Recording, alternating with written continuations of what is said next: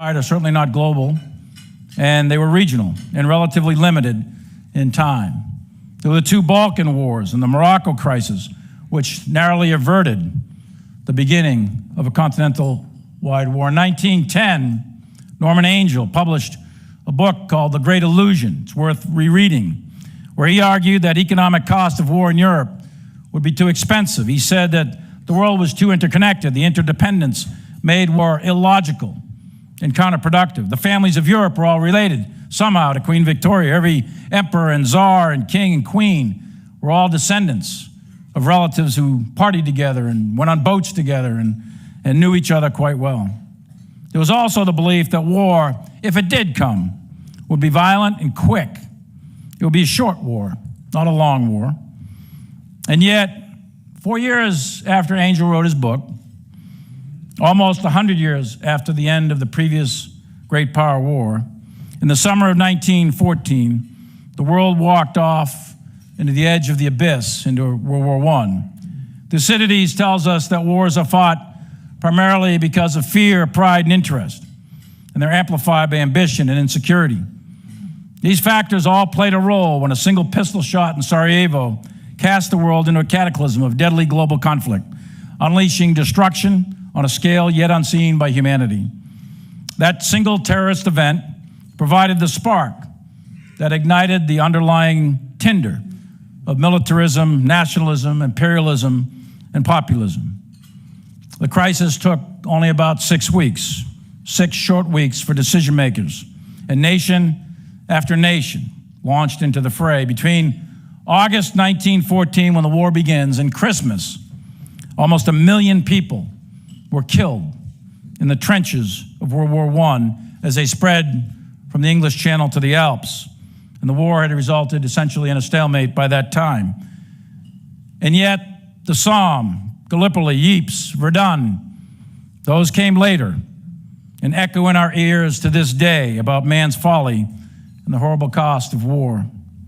For the United States, at the Battle of the Meuse-Argonne in 1918, the largest battle in American history, 1.2 million American troops fought inch by inch through dense forest. 26,000 Americans were killed in action in 6 weeks in the Meuse-Argonne.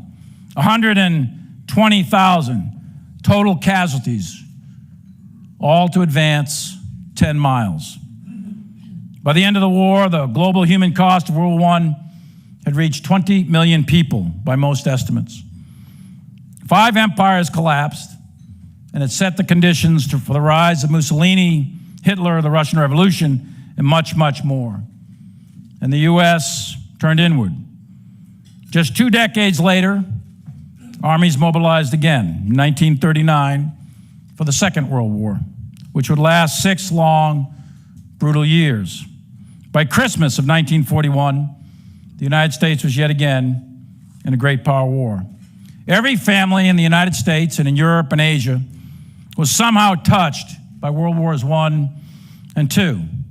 I had an uncle that was at Gallipoli and wounded in hospital in London when the Battle of the Somme occurred, and that's the only reason he's alive. Another was at the Meuse-Argonne, also wounded from gas attack. My mother and father both were part of the greatest generation in World War II, along with many of your parents and grandparents.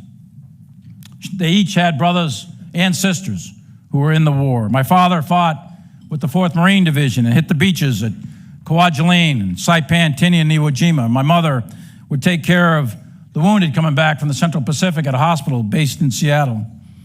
7,000 Marines and sailors were killed in action on Iwo Jima in only 19 days, 34,000 wounded. Almost 22,000 Japanese perished on a tiny island that was only 2 miles by 4 miles. Over in Europe, my uncle was at Normandy, where 26,000 U.S. troops were killed between D-Day and the fall of Paris 8 weeks later. Another uncle I had was in the Philippines. Incredibly, in the summer of 1944, 58,000 Americans were killed across 5 theaters of war in only 8 weeks. In all, during World War II, we lost well over 400,000. In Italy, 150,000 casualties, 60,000 killed and 92,000 wounded. At sea, we lost 62,000 sailors. And in the air, we lost 40,000 airmen. That's the human cost. That's the tragedy of great power war. Between 1914 and 1945, the beginning of World War I and the end of World War II, it is estimated by most historians that approximately 150 million people were killed in the most violent 3 decades ever recorded in human history, all in the conduct of great power war.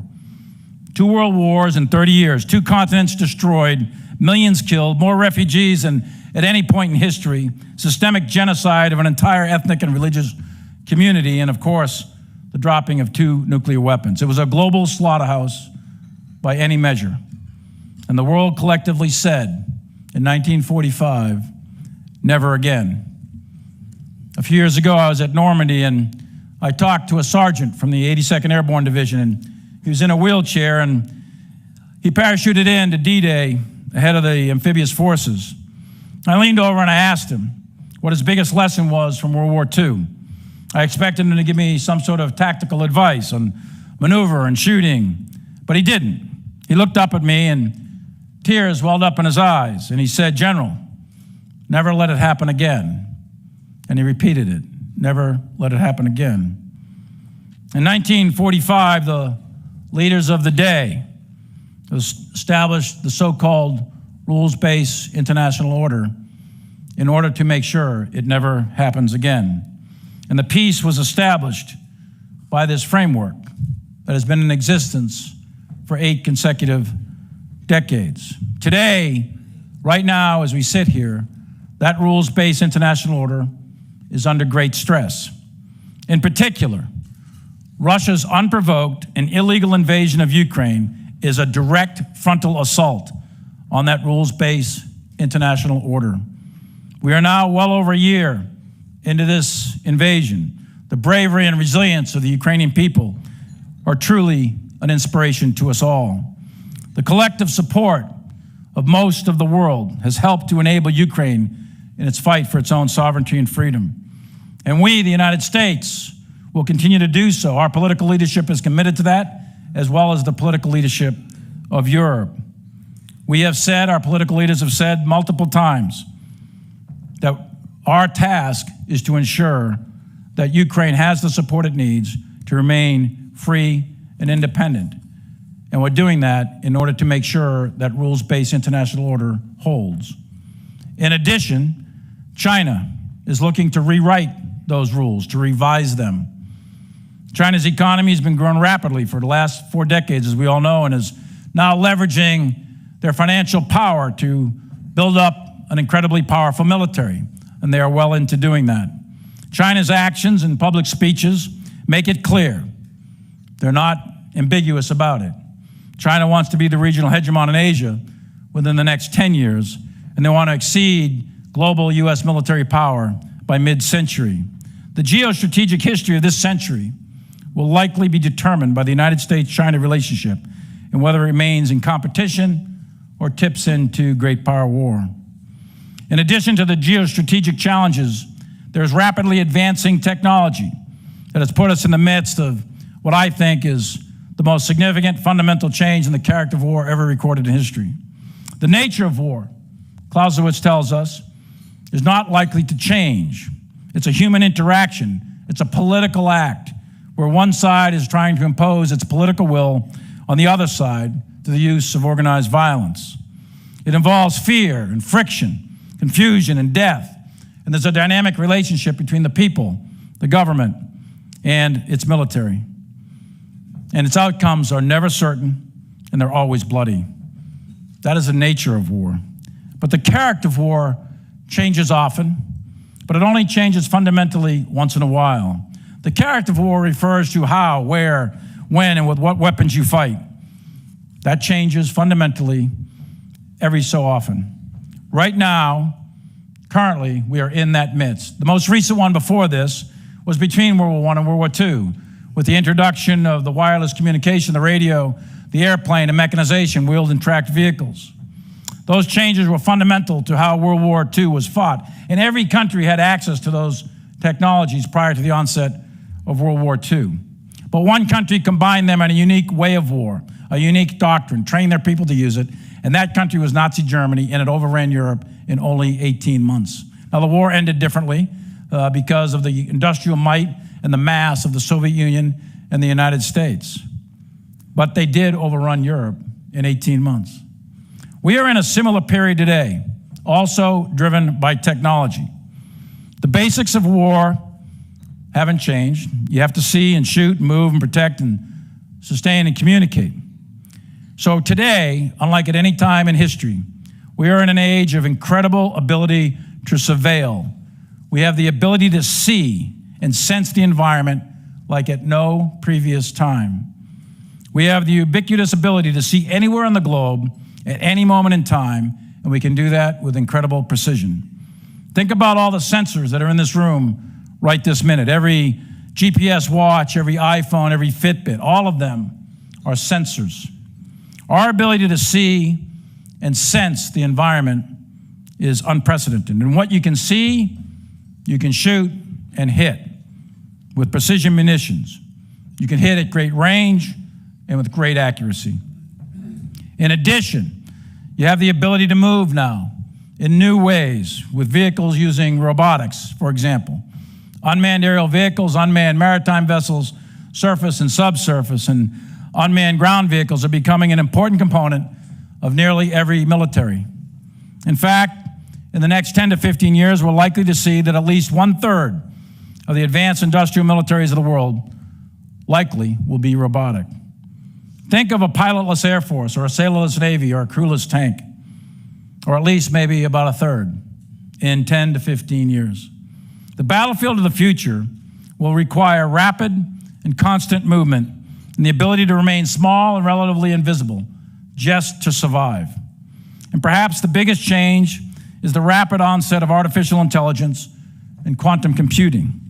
Sun Tzu tells us, see yourself and see the enemy and you'll win 1,000 battles. Well, artificial intelligence and quantum computing are going to do exactly that.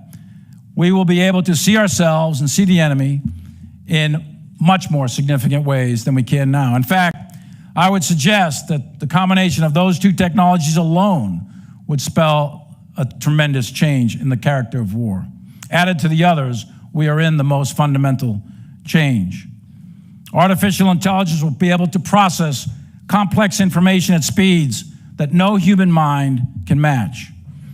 So our task, the United States task, is for our military, the United States military, to maintain our current decisive advantage, our lethality, our readiness, our competence, by optimizing these technologies for the conduct of war. And we do this not to conduct war, but to deter great power war. Great power war is neither imminent nor inevitable. I don't believe in historical determinism. That's a different philosophy. I believe that there's human choice, there's decision-making.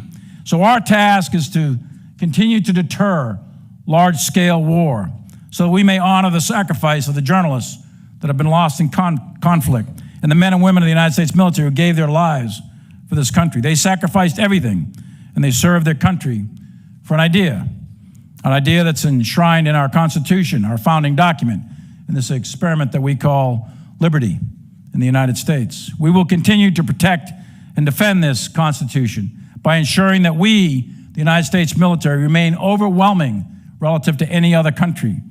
Why is that important? Because that gets to the very essence of what deterrence is about. If we have that power and we have the will to use it, and that power is known to an adversary, and that will is known to an adversary, and you assume the adversary is rational, then the probability, not certainty, but probability is that deterrence will prevail and the great power peace established in 1945 will be sustained. And then we will have honored that sergeant at Normandy and made sure that it never happens again. So thank you for what you do as the media in service to our nation, and thank you for having me here today.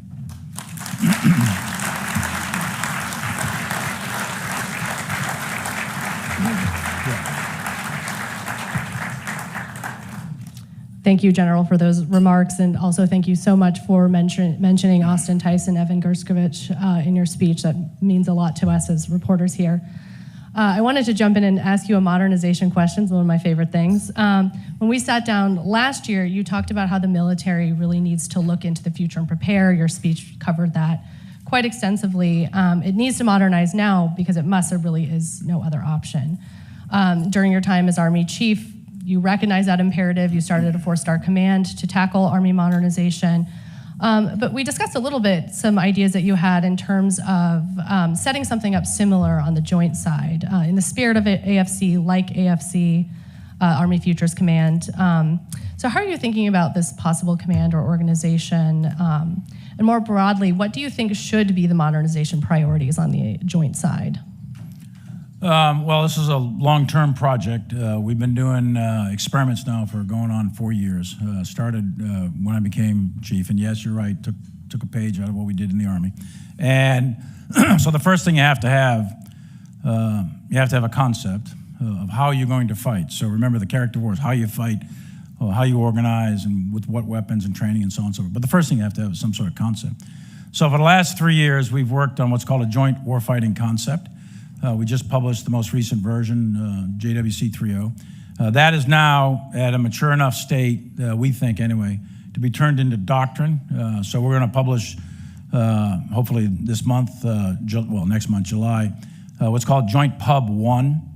And doctrine for militaries, for large organizations like large complex organizations like the military, doctrine is important because it will help clarify and inform all the various levels of the organization on how you plan to fight.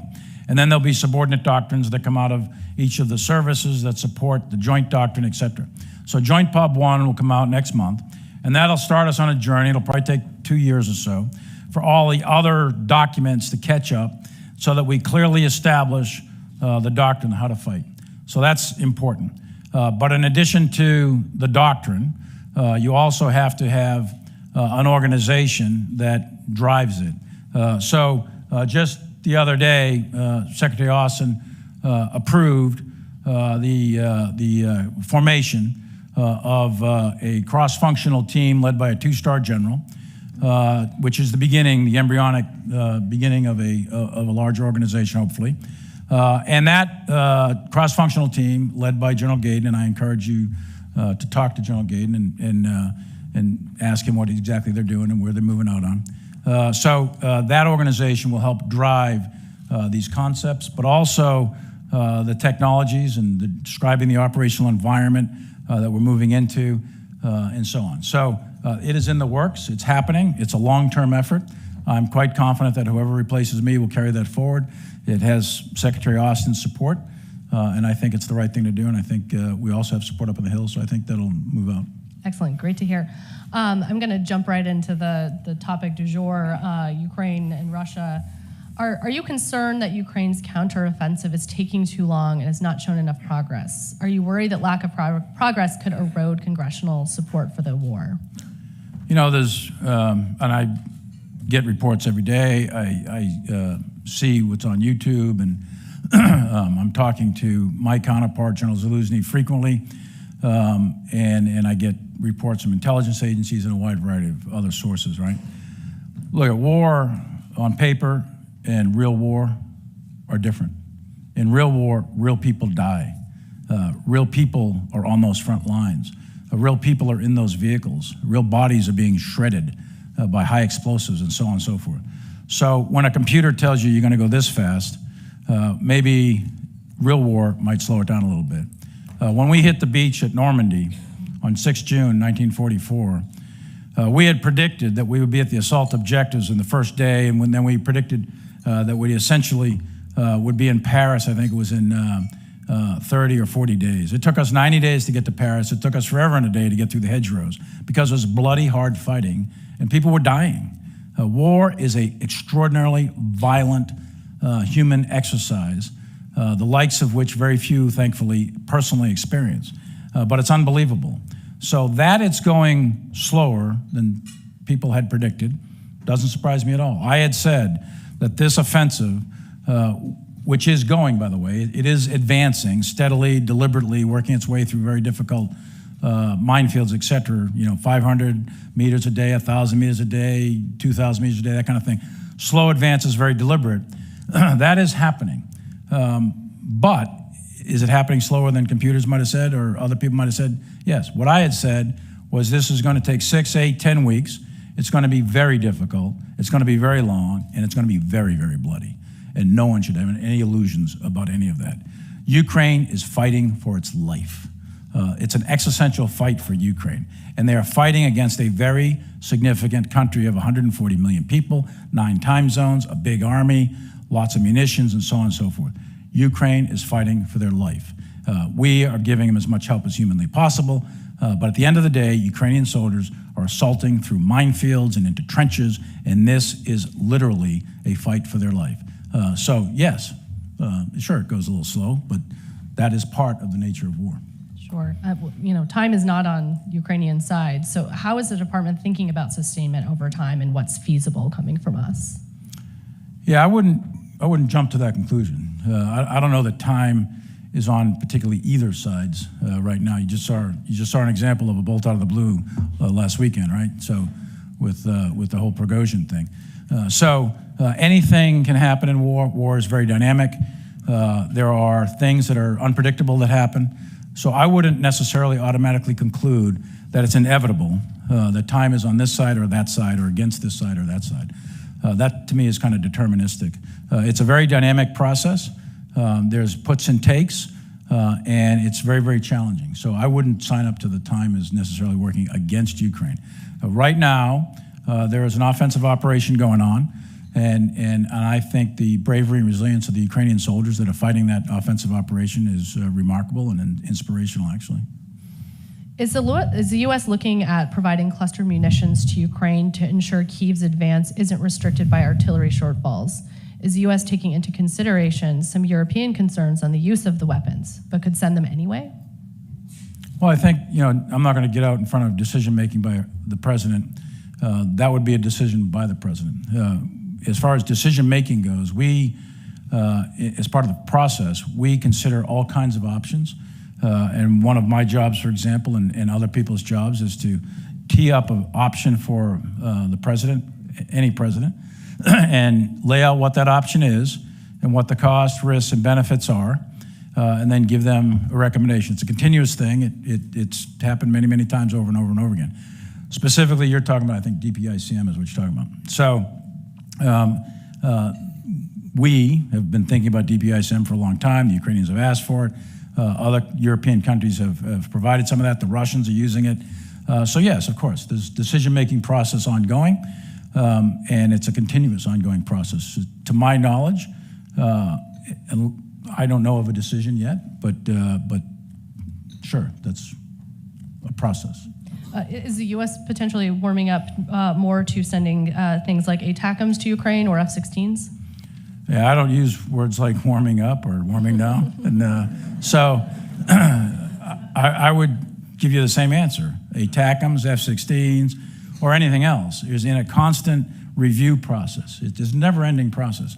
And it's we on the Joint Staff, the services, with our Ukrainian counterparts, with our allies in Europe. Secretary Austin and I go to Europe basically once a month and do this Ukrainian contract group where we get everybody together and gather what donations we can to support Ukraine. So it's an ongoing process. It's a decision-making process. I think the president has publicly said, yeah, sure, these things are on the table. There's no decision at this point. In your assessment, has Russian President Vladimir Putin been weakened by Prigozhin's revolt this last Friday? What are the implications for the war in Ukraine? Do you have any indications that Russian popular support for the war is eroding, or did Prigozhin's quick advance to Russia-held areas mean there's an appetite in Russia for an even more aggressive military campaign against Kyiv? That's like 8 questions. I know. Do you want me to take it one at a time? Yeah, I won't be able to remember all those. So yeah, go one at a time real quick. Has Russian President Who asked that Vladimir Putin... one? Who was the name associated with that? I won't even look in their direction. Has Russian President Vladimir Putin been weakened by Prigozhin's revolt last Friday? Don't know yet. I mean, frankly, it's probably too early to tell. We watch that stuff. At the end of the day, it's a matter of internal Russian politics. There's nothing we're going to do about it either way, but we certainly want to assess it. We want to know the answer to that question. So there's arguments, good arguments, on both sides. You know them all. You're writing about it every day.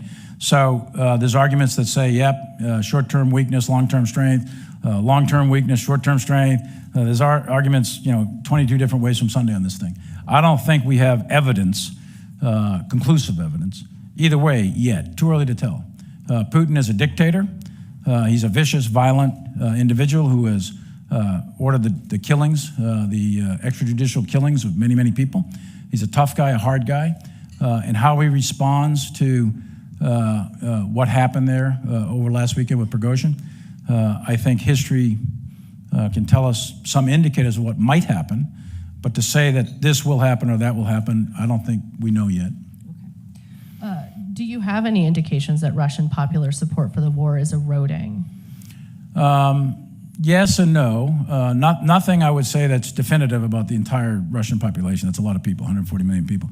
And I don't know of any nationwide Gallup polls or any of these kind of things.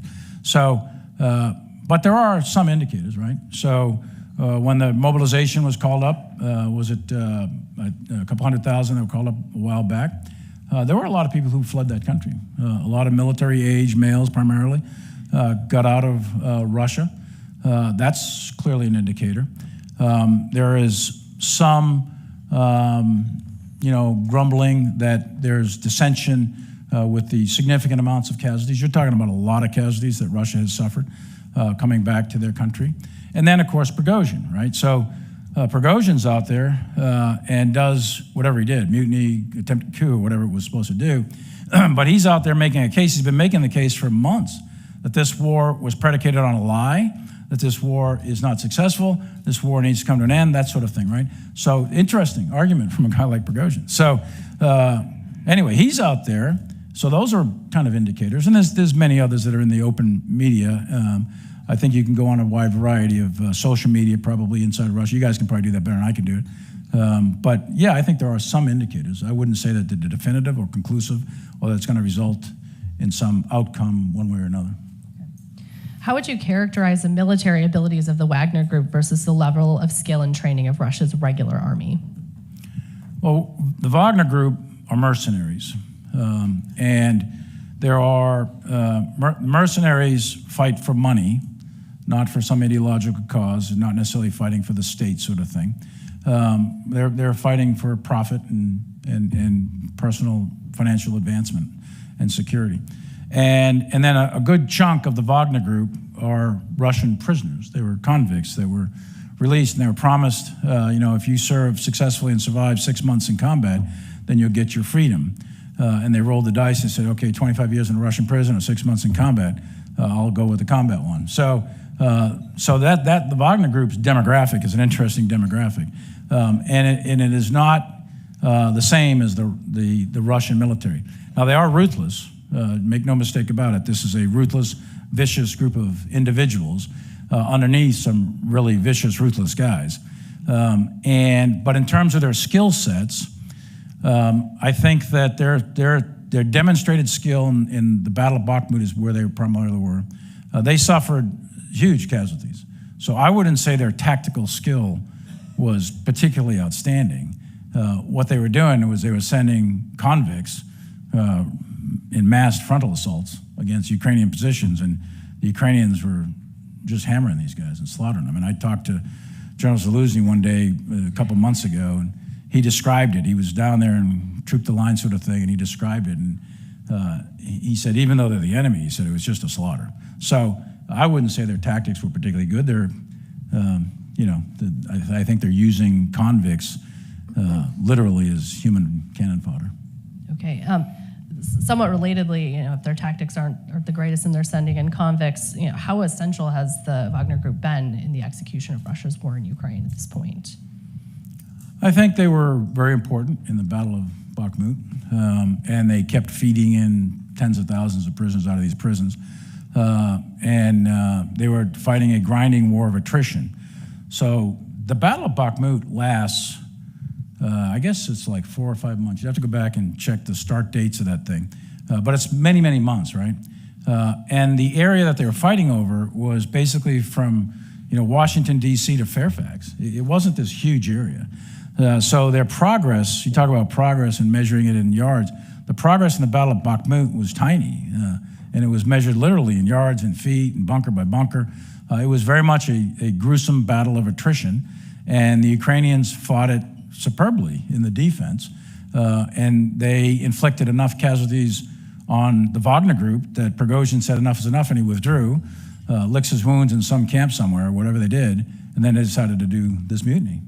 So I don't think that the Wagner group, they made a contribution, yes. They did fight in Bakhmut, yes. They fixed Ukrainian forces, yes.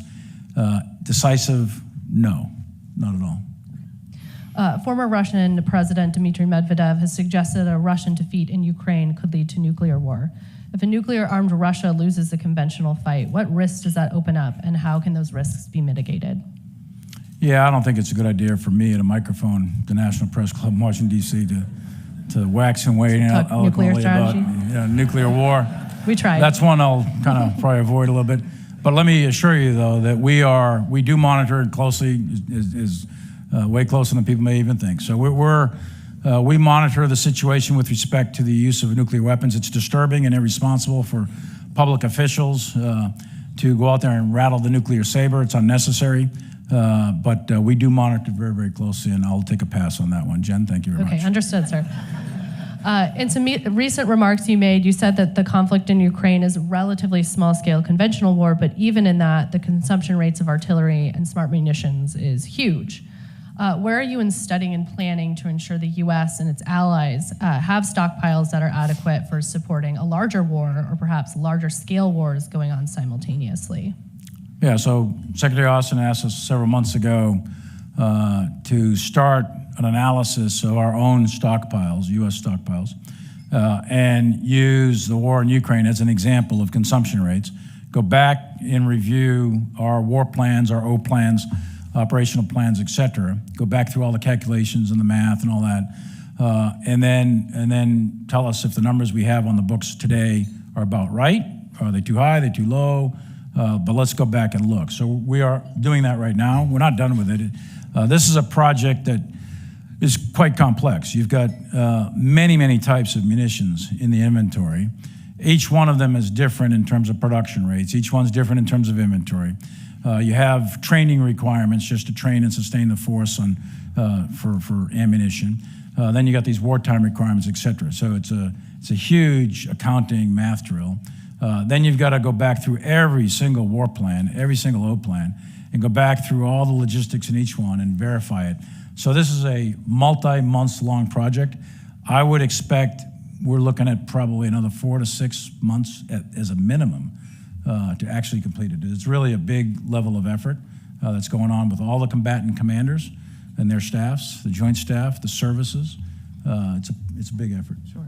And relatedly, we often find ourselves providing munitions and weapons to allies and partners. We provided many of our NATO partners PGM for the air campaign in Libya, Desert Shield Storm, saw much of the same. Now the effort with Ukraine. Should the U.S. begin to include these requirements in our calculations for war reserve stocks? Should we maintain an extra revolving account of munitions that we can provide to allies and partners for immediate response that can be paid back later potentially? We do a little bit. We did a little bit before, include them in the accounts. But now, given the experience of Ukraine, we should probably increase our accounting for foreign military sales and support to other countries and what munitions they may need. We've done that in the past, but not to the degree that we're doing right now, and we probably need to adjust based on that, sure. Before moving on to China, what constitutes victory in Ukraine in your view? Well, the President of the United States, Secretary of State, Secretary of Defense, Jens Stoltenberg, the Secretary General of NATO, all of the political heads of NATO, or most of them anyway, that I know of, they've all said the same thing. Ukraine became a free, independent, sovereign country in 1991. They've been free and independent since then. So the end state, what constitutes victory, is a free, independent, sovereign Ukraine with its territory intact. And when that state is achieved, then you know with certainty the rules-based international order has been upheld. because the rule one is you're not allowed to, overrun and conquer countries in wars of aggression without some logical reason for defense. Ukraine was never, ever going to attack Russia. Russia conducted an unprovoked war of aggression against Ukraine. So at the end of the day, if you believe the rules-based order matters, if you believe the end of World War II matters, if you believe the deterrence and prevention of a great power war, if you believe that framework is one of many things that contributes to maintaining 8 consecutive decades of peace, then that rules-based order matters. And in order to make sure that it's visible to the world, that it matters, it's important, and it's succeeded, then Ukraine must end up free, independent, sovereign with its territory intact. Okay.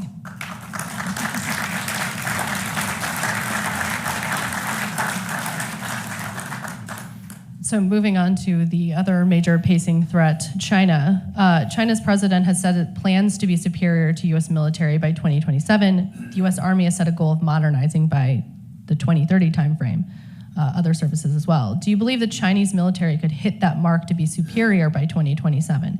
Is the U.S. running out of time to modernize? I do think that we have to go quickly. Running out of time, I think, is relative, but I think the United States military needs to accelerate our modernization. And it's not so much just the actual modernization, but it's the acceptance of the idea that future war, the fundamental character of war, is actually changing in really significant, radical ways that I tried to outline briefly in those remarks. And if we, the military, don't adapt ourselves, our doctrine, our tactics, our techniques, our leader development, our training and talent management, but also the weapon systems, if we don't do that, then we won't have a military that's capable of operating in that future operating environment. That operating environment is coming, whether people like it or not, it's coming.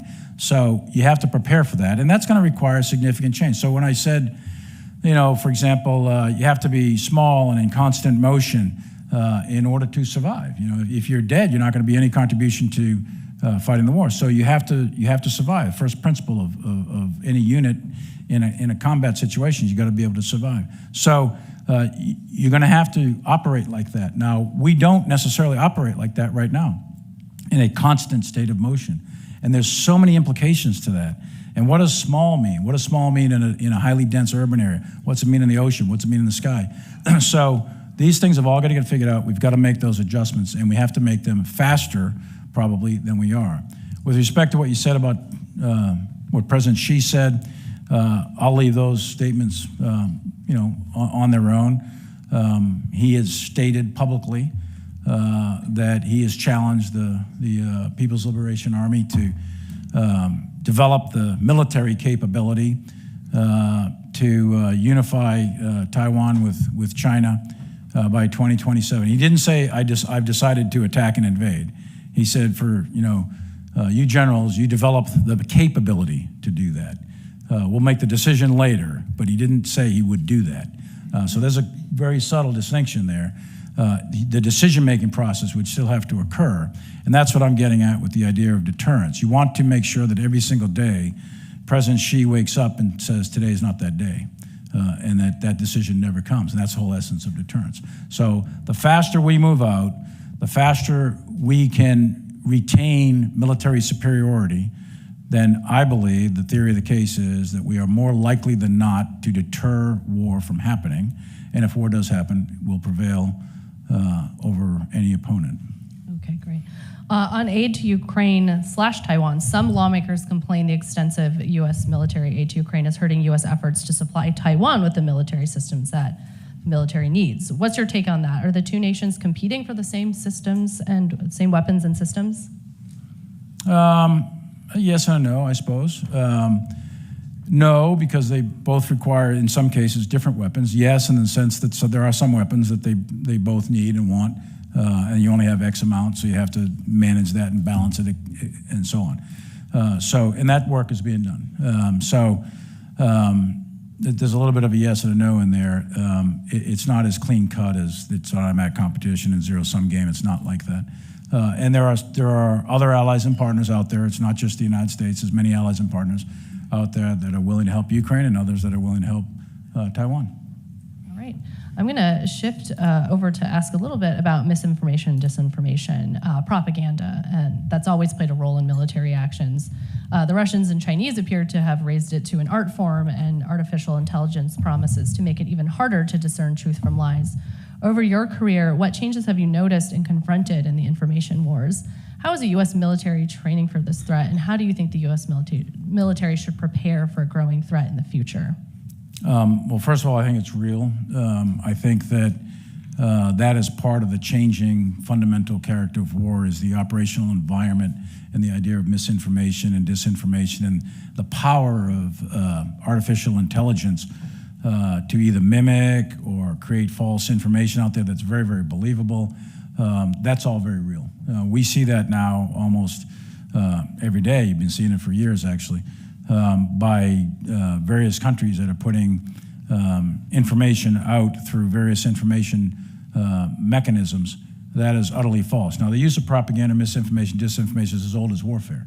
But what is different today is the size, scale, and speed and believability of the information.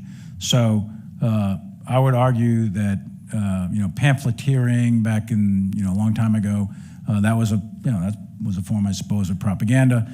There was leaflet drops and all kinds of stuff in the past, right? Very, very common. But today, with the use of the technologies that are available, communication technologies that are available today, and the reach that they have, it's having a huge impact on the conduct of war. So that's on the information piece. There's also electronic warfare and the ability to collect signals intelligence, the jam and spoof and all of those sorts of things in the electronic spectrum. That's also advanced to phenomenal degrees. All of it puts at risk your ability to command and control. Now, luckily for us, the United States military, we've been trained for a long, long time on a doctrine referred to in the U.S. military as mission command, intent-based tactics. We delegate decision authority to very, very low levels with issuing out essentially the purpose of the operation to the subordinate. You describe the end state to be achieved. You give the subordinate constraints and restraints. You let them develop the plan. You look at the plan. You say, okay, go. And then during the execution of the plan, if the subordinate doesn't have communications with you, they operate off that intent, and they're always trying to achieve the purpose. So, for example, if you're told to attack Hill 101 for the purpose in order to destroy the enemy, and you go up and you conduct your reconnaissance, and you see Hill 101, you see Hill 102, and the enemy's on Hill 102, but you were told to attack Hill 101. What do? Well, in order to achieve the purpose, destroy the enemy, you attack Hill 102. So you disobey the specific instruction of attack Hill 101, and you obey and achieve the purpose. That gives you wide flexibility. That's a very simplistic sort of example of that, but that gives subordinate commanders wide latitude to make decisions within the spirit and intent of the commander in order to achieve the stated purpose. Our military operates like that, and it's part and parcel of our society. We are not a top-down society. We are a free society, and our soldiers and sailors and airmen and Marines reflect that. So they naturally come to mission command anyway. So it's a technique that we've developed for a long, long time, and we're all practiced and trained in it. So that's one thing. The second thing is you have to learn some of the older versions of tactics, and this requires training. We have to learn how to operate or fight through interference on your networks. You have to now train in how to identify misinformation that might be happening on your networks. And you have to be able to do things in perhaps a GPS environment that's denied, with precision navigation and timing reliant upon a lot of electronic systems that maybe come from satellites, et cetera. You might have to go back to maps and compasses at times, depending on where you are and who you are. So all that requires training and education, and that's what we're doing, and we do that at our training centers, and we're trying to acclimatize the force to that type of operating environment. Okay. It appears the Pentagon is a lone holdout in consensus over evidence sharing with the International Criminal Court on war crimes committed by Russia in Ukraine. Can you say why are you in favor of sharing evidence of Russian war crimes to the ICC? I would just say war crimes have been committed by Russia. The indiscriminate shelling of civilian populations by policy, not by accident, by policy is a war crime by international law. The slaughter of citizens in some of the towns and cities of Ukraine by Russian troops is a war crime. So I fully support the ICC in pursuit of those, and we'll see which way it goes. Lots of people in the audience, myself included, want to know what your plans are for your retirement. And one of the questions is, would you be open to considering a run for public office after you retire from U.S. military? Well, first of all, in all honesty, absolutely not to the second question. Zero. I'm a soldier. I can make contributions to my country after I retire in many, many different ways. Public office is not one of them for me. I respect people who do that, but it's not for me.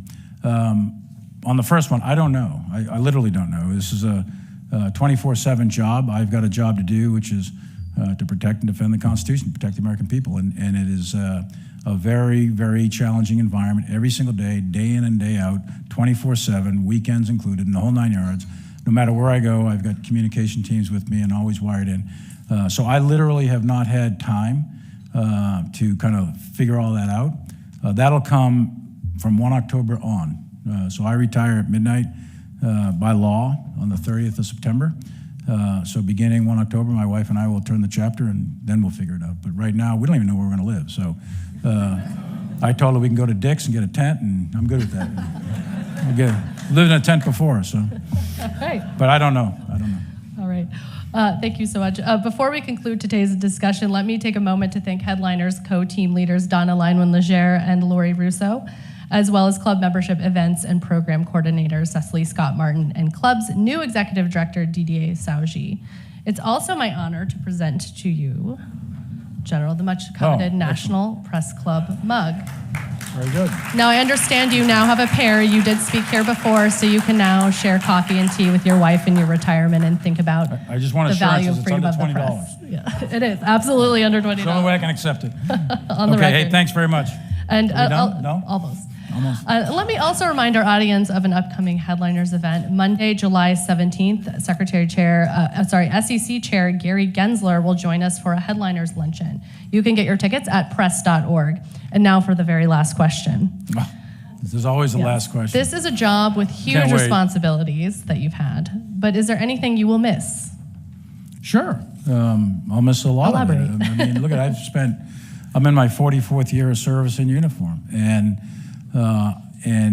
you don't do that, for the money. That's for damn sure. So you're doing it for a sense of purpose. You're doing it out of a sense of being part of an organization that is larger than yourself. And I am constantly inspired and really enjoy soldiers and the various officers I interact with all the time. And I'll get less of that, obviously, in retirement. So the camaraderie, sense of purpose, that may or may not be on the other side. I'm going to try to make it on the other side so that it is still there. I don't want to ever lose that, because that has been my life's work. That'll continue to be my life's work. And as long as I have a breath to draw, I'll defend the Constitution.